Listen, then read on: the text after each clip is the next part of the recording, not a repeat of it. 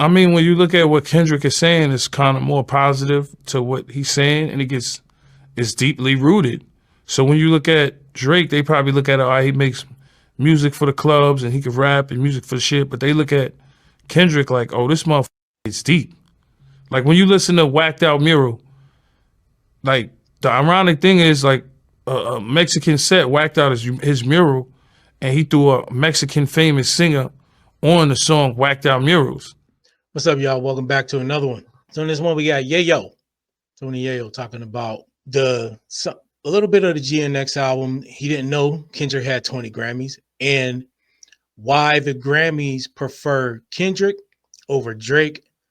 Essentially, what he's saying is that Kendrick has more substance. Yeah, Drake make the hits, but Kendrick's music has more substance, and that's what resonates more with the people, especially the people at the Grammys. You can look at it however you want to look at it. You can look at it as favoritism. I don't know. I don't care as far as that goes. And he also talks about how the West Coast kind of sees Kendrick as another type of Tupac. Not Tupac, but in that same vein, in a long line of West Coast legends. Okay, so having said that, we're going to play this little audio and we'll go from there. Here's what's interesting, because you said they both got Grammys, but Yeah. not exactly, because Kendrick has 20 Grammys. Drake has 5. I thought Drake had more Grammys than that, no? No, he got 5. And Drake actually gets way more streams. Got 20 Grammys? Internationally, he's a bigger. Yeah, okay, believe Kendrick got 20 Grammys. He's like, damn, hold up. How many? I can see why, though, if you just thinking about it, you would think Drake had more if you wasn't really, studying it like that or paying attention. Just because Drake has so many hits, you would think that would equate to more Grammys, right?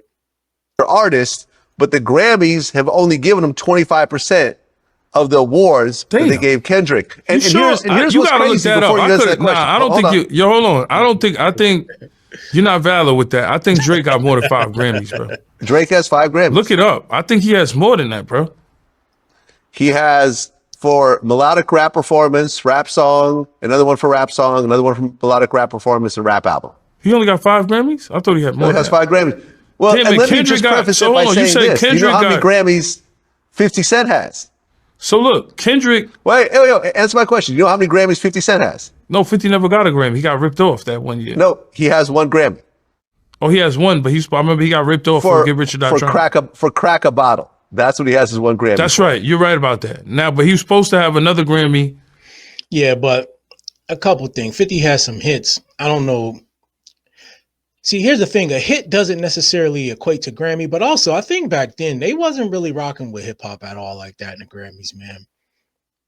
I don't remember seeing that. I mean, this was during my time of state-sponsored vacation, but I still didn't remember seeing hip hop winning a lot of categories at the Grammys either. So 50 might have been the unfortunate, I guess you could say, beneficiary of that era. But I'm not surprised he only won 1 either. With the type, I would have thought maybe he would have had 2 or 3. What y'all think about that? Y'all think 50 deserved at least 1 or 2 more Grammys? Let me know in the comment section. For Get Rich or Die Trying, I don't know how he didn't win that. The fact that he did not get Album of the Year for Get Rich or Die Trying. Remember, I think he actually walked across the stage with the people who actually won, right? Yeah, there was some like rock group that nobody knew. I didn't know him. I wasn't privy to them. But yeah, he got jerked out of that Grammy. After that, I was like, damn. Evanescence, that's who won for Best New Artist in 2004, which is crazy. Yeah, 50 Cent dominated 2004. That was crazy. Yeah, that's when I looked at the Grammys as a robbery when 50 didn't win that one. And damn, Kendrick got 15 Grammys? 20. Damn.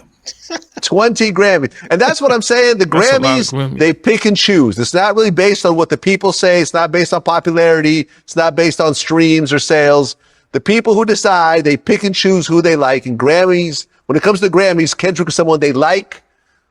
Drake, not so much. 50 Cent, not so much. I mean, technically, he's right. What are the metrics that they use? There has to be something that goes into it, right? That's what I would want to know.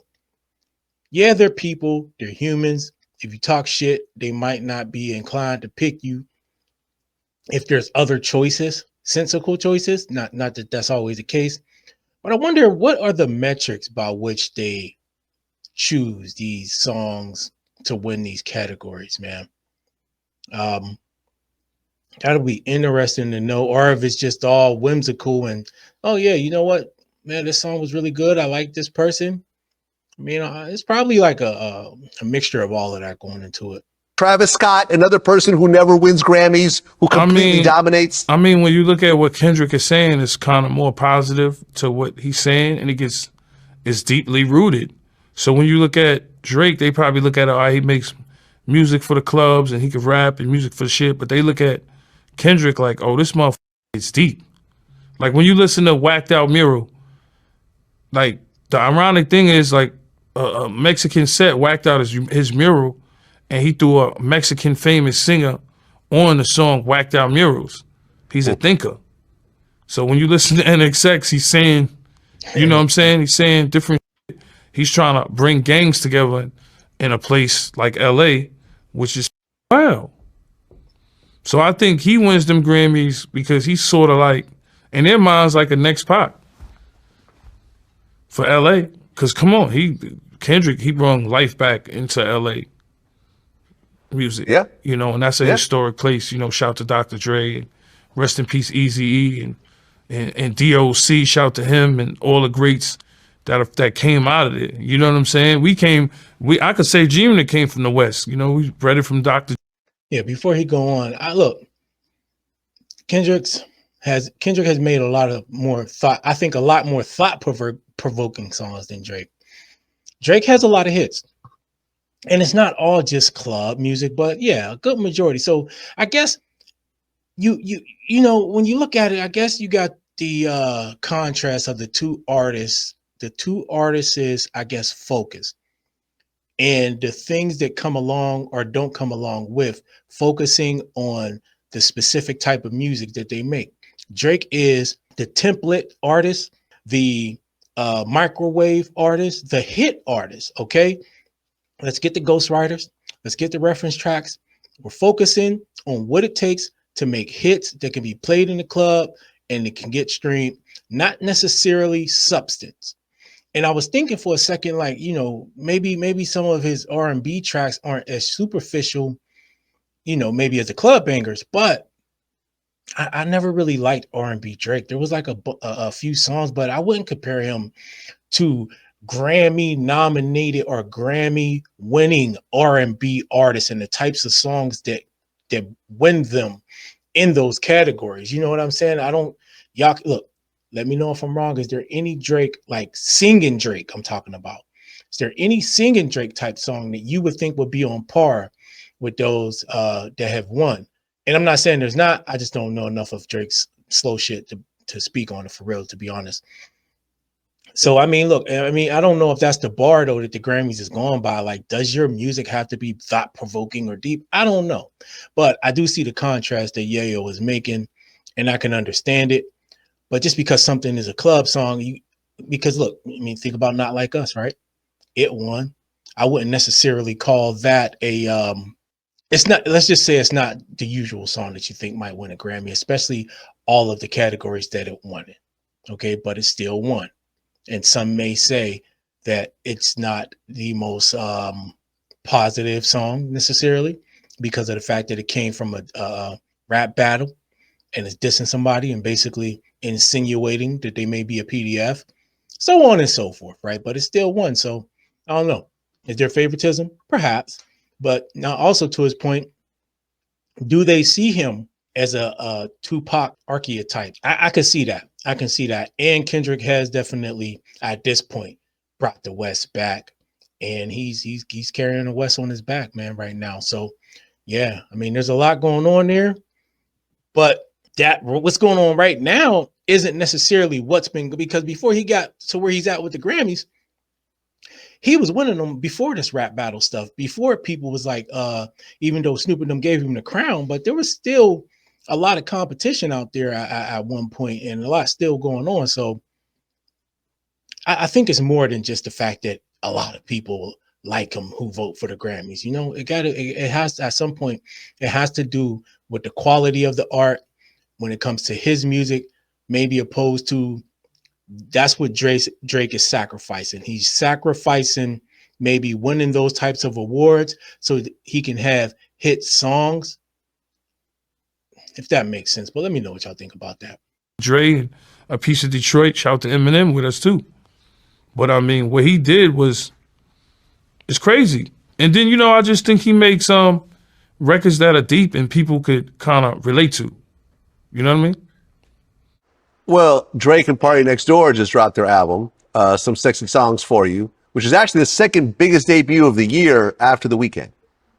Oh, see, that's what I'm saying. Like, I gotta check that out too. Is it dope? I liked it, man. I spent a couple days listening to it. I dig it, but I like both artists. Like I said, I'm a fan like you of both Drake and Kendrick Lamar and Party Next Door. Yeah, me too. I'm a fan of both, and I gotta go to both places, so I just stay out of it. I gotta go to Canada and deal with them wild motherfuckers out there, and then I gotta go to LA and deal with wild motherfuckers there. And I'm just a fan of both artists, but Kendrick definitely did his thing this year, man. Seemed like it was his time to shine. You know what I mean? Well, here's what's interesting, because you said, yeah, so that's the end of that little clip. I wouldn't necessarily say that all Drake's music is unrelatable. I wouldn't go that far, as much as I, criticize him sometimes, because ostensibly there's a large portion of the population that identify with that music and that it resonates with. And also, let's not act like there's not at least one or two Drake songs that most of us like. Okay, so in that sense, I'm not fully there that Kendrick's music is like so much more relatable than Drake's, because it's the fast food thing. It's like a lot more people like to eat unhealthy than that eat healthy.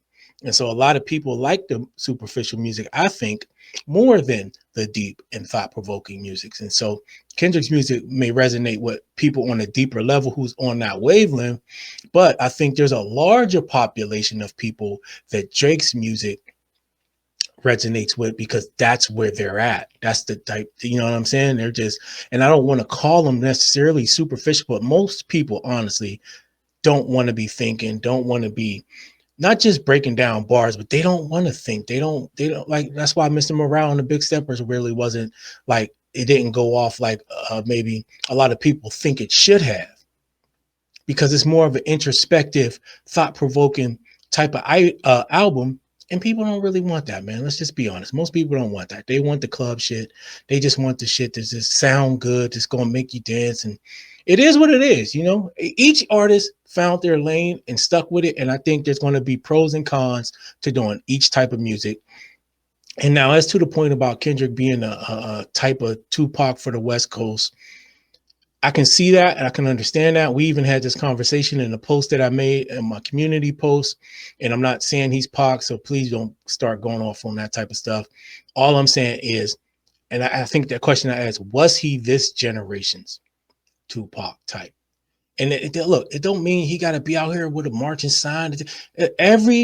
Every generation has their leaders, and each of those leaders are going to address things in a different way. I don't think it's always fair to compare a leader of one era to a leader of another, because not only are the issues different, but the approach is different, right? The way you might deal with things, there's mistakes that you learn from in the past that you might not repeat in the future, but people might have thought that those was good tactics in the past, but it wasn't. You know what I mean? So on and so forth. But anyway, let me know what y'all think about what Yayo said in the comment section below. Make sure you hit the like button, subscribe to the channel. I'll check you out in the next one.